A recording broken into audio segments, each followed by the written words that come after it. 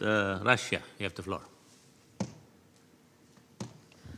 Благодарю вас, господин председатель.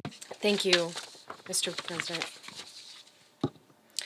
Today we are discussing a very relevant issue, indeed, one that faces many states. The briefings on combating radicalization in prisons have shown that the spread of extremist propaganda and the emergence of terrorist cells in detention facilities are issues that can be equally relevant for both developing and developed countries, indeed for states from all four corners of the world. Since the adoption of Security Council Resolution 2396, which established a set of measures to counter foreign terrorist fighters, almost 2 years have now passed. In that time, the Counterterrorism Committee of the Council has made significant advances in its practical application and mechanisms for doing so, particularly in the context of updating the Madrid Guiding Principles on FTFs. Nonetheless, it is still an open question of which rehabilitation and reintegration methods can be the most effective and viable. We, in turn, are convinced that the starting point for any efforts in this area should be the implementations of the principles of the inevitability of punishment and its proportionality to the gravity of the crimes committed. However, terrorists must be tried exclusively in national jurisdictions.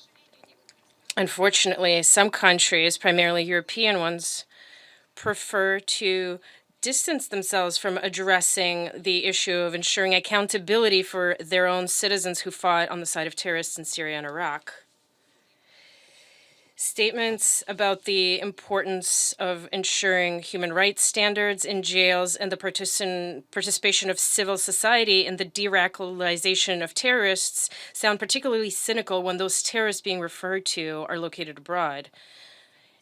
In order to prevent their return, mechanisms such as revoking citizenship, annulling passports, and issuing temporary exclusion orders and other administrative measures are being used.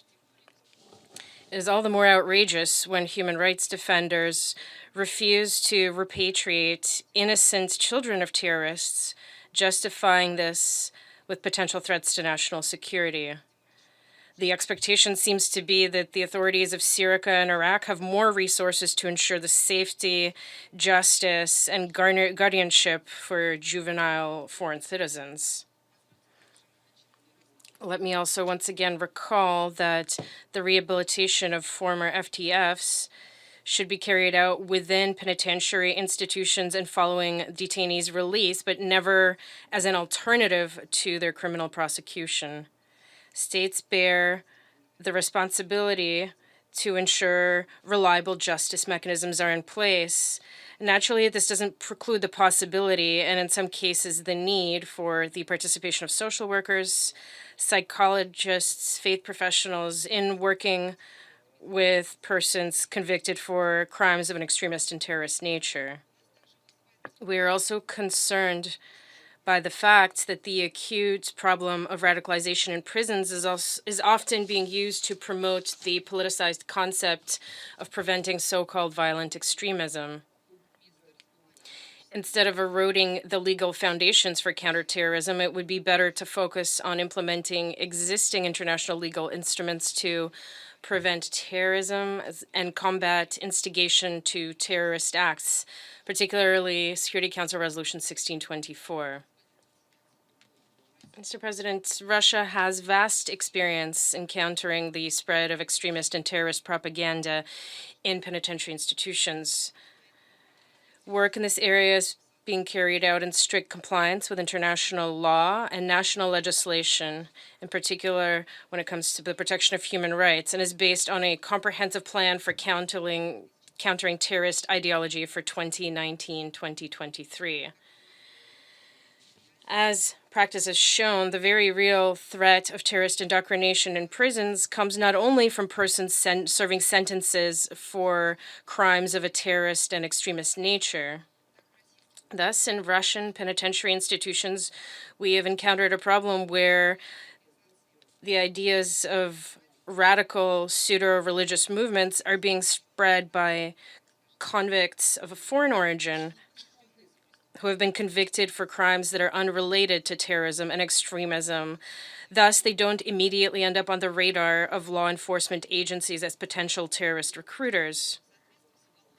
In accordance with our penal legislation, we're carrying out work to prevent a concentration of persons sentenced for terrorism in specific individual places of detention. Prisoners of this category are located in penitentiary institutions on the same footing as other prisoners. When incoming detainees are being received, their person's background is studied carefully, and persons supporting and promoting terrorist ideology are identified and tracked.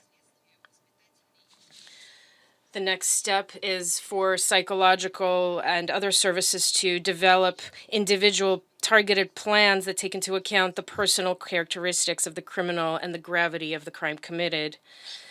Thanks to the well-coordinated work of the relevant services overall. Just a couple more paragraphs, sir, if you allow.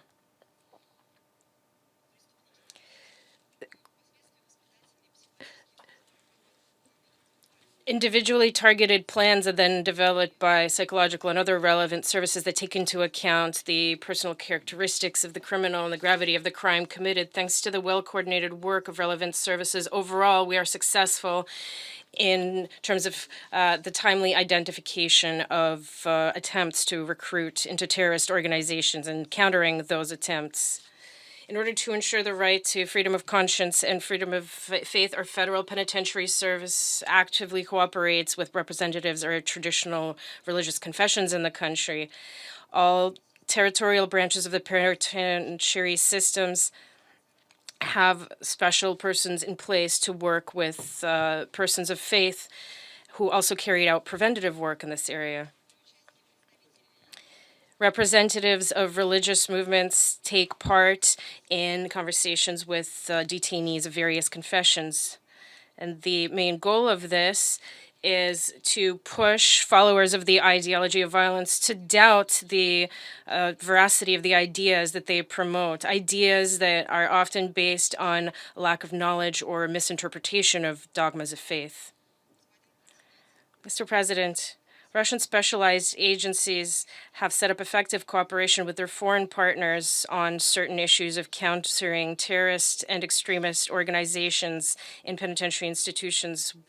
We intend to continue sharing our experience in the pedagogical and psychological areas in penitentiary institutions on a bilateral basis and through international organizations, including UN counterterrorism bodies. Thank you, Mr. President, and apologize for going over the time. Thank you. I would like to appeal to colleagues. The next